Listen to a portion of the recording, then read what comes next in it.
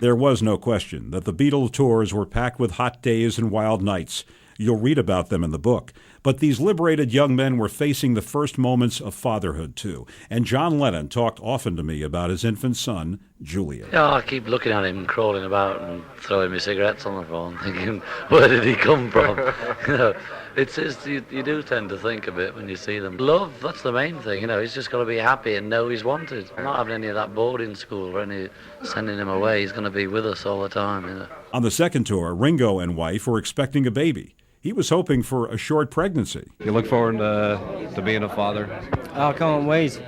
I think it's a big drag waiting, it'd be great if you could sort of say, if you could find out, your wife was having a baby and then 2 weeks later she had it.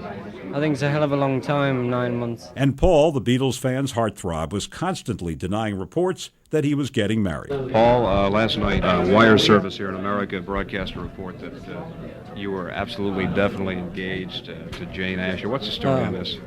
We've done this 100 times. Yeah, we have. But it doesn't seem to get in anybody's heads, The thing is that that we've been in the hotel room nearly all the time. And that's right. The only time we've been out was to the Ed Sullivan Show. And I haven't seen anyone, to sort of talk to about this anyway. So somebody has obviously just made it up. And then, the next day sort of comes around and I'm quoted as having said it. So what can you do, I might as well say it for all that, I might as well.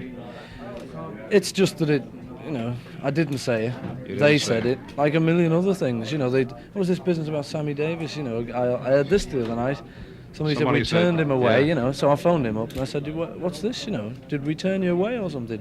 He said, no, I got there late and everything, and the whole porter said, Mr. Paul McCartney says that he's asleep. So he took that as an insult, obviously, like anyone would, But I explained to him what really happened and that everyone was in bed, except me, and I was just had my toothbrush in my hand, ready to go to bed.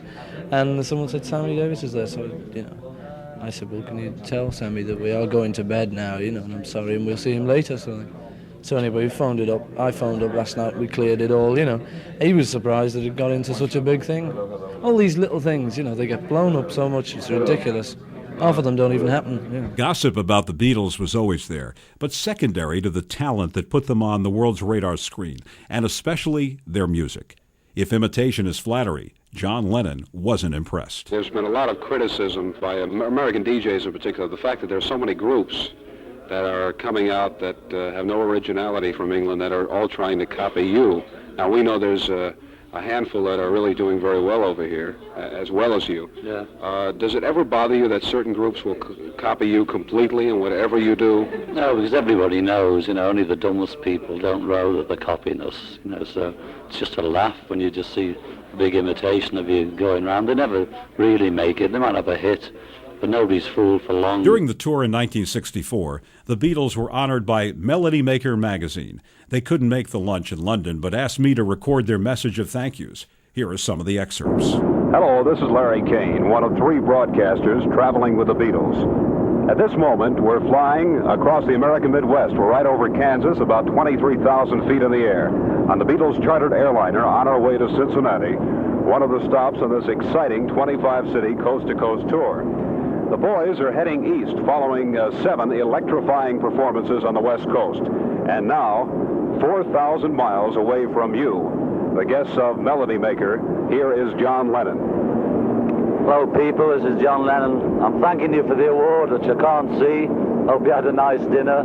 I'm traveling as one of 40 guests with all these broadcasters. Thank you again. Here's Paul. Hello, ladies and gentlemen. This is Paul speaking to you from 4,000 miles away. It's amazing, isn't it, really, what you can do when you've got a little tape. Well, we're all gathered around here, thinking about you all, sitting down, having a nosh up at the Melody Maker luncheon. I'd like to thank you all for this wonderful award, deeply honoured, and all that sort of stuff. Thank you once again. Goodbye. Here's George. Hi there, Beatle people. Expect you're wondering why we're not having lunch with you. Well, we're flying round, you see. Thanks for the award. We can't really see it, but we take it that it's going to be a nice one. I hope it is. And thanks a lot for all these awards and things. Sorry we can't come. See you soon. There's Ringo. Hello, this is Ringo speaking. Once again, thanks for the awards. Very nice of you. And hope you're all having a good time, because we are. It's great over here, no rain or anything. And that's about it. All the best. Thanks again. Boys, thank you. This is Larry Kane with the Beatles flying across America. The Beatles' music was beginning to be recognized around the world.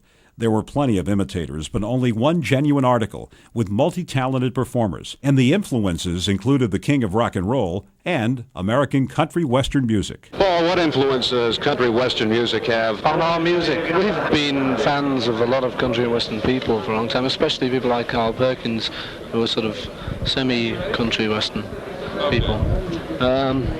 We all like it, and apparently some of the fellows from country and western country, like Memphis and Nashville, that we've talked to, said that our music sounds a little bit like it. It's a bit influenced. Probably is, Ringo, too, is a big country fan. He almost jumped out of his shoes when he met Johnny Cash in 1965. He loved country. We're backstage once again, and with me I have Ringo Starr. Ringo, last night you sent a tape to some friends in Liverpool after a little bash session with a Bill Black combo. Now, that's correct. That is correct.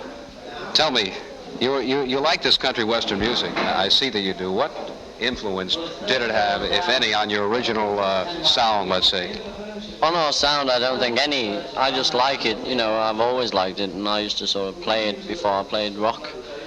And I just like it. I like all the stories the songs have, It was Lennon and McCartney who wrote most of the music, but sometimes George and Ringo chimed in. This, according to George, was the way it happened. We all know that John and Paul write the songs. Do you and Ringo ever contribute any ideas? I'm sure you do. Yeah, well, on every record, it's all our own arrangements, but Paul and John write a song, bring it into the studio, and usually 9 times out of 10, Ringo and I haven't heard of the song before. We get in the studio and just try all different arrangements, and we all stick in little bits here and there, Do you have any individual plans for further songwriting in the future? Well, I'm still trying to churn out a couple. My main problem is trying to write lyrics, and I don't think it's worth writing songs and getting somebody else to do the lyrics, because there's no point, you don't feel as though you've done it really. So I've written a few more songs I've got taped at home, but if I get something going, then I'll tape it and I'll leave it for about 5 weeks, and I'll suddenly remember, and then I'll add a bit more to it, and so probably it'll take me about 3 months before I've really finished one song. I'm so lazy, it's ridiculous, but I'd like to write more. And once, George Harrison, the ultimate guitarist, gave me a lesson on how to pull strings. The guitar you have, right? I should say the guitar you're playing has 12 strings. Now, before the song "If I Fell" during the act, you changed guitars. What is the reason behind this? Because it's got a different sound, you see. With the 12 strings, it's 2 sets of each. There's 2 lots of each string, you see. Only instead of it being tuned the same, they're in octaves, you see. So instead of getting this note, like you would on an old one, you get, and both together, so it gives you that noise, you see. It's a higher sound, and with it being electric, it's a good sound. And so the ones I've used, when I've used this on a record, I use it on stage as well, you see. That's why I'm always swapping around. Do you like to do a lot of vocalizing, a lot of singing? I don't mind, don't care, actually, as long as I'm on.